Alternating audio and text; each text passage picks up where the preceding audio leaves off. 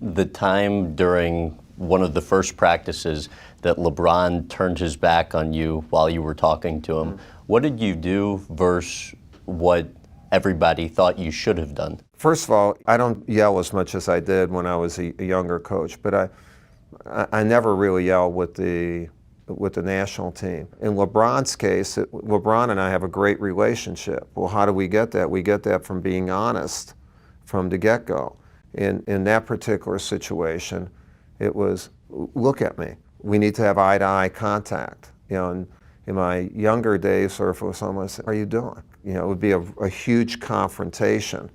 And we tried, but they're not accustomed to looking at everybody all the time. And so it actually became one of our standards.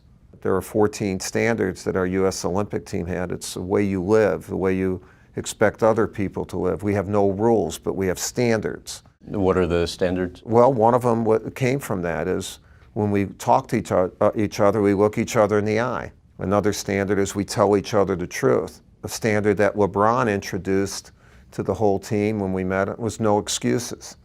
You know, never make an excuse. That doesn't mean you don't figure out why you do it. A standard can be not being late, never having a bad practice, having each other's back, being flexible, having a strong face all the time. Remember that you're representing something bigger than you. You know, these are all things that I didn't come up with, we all came up with.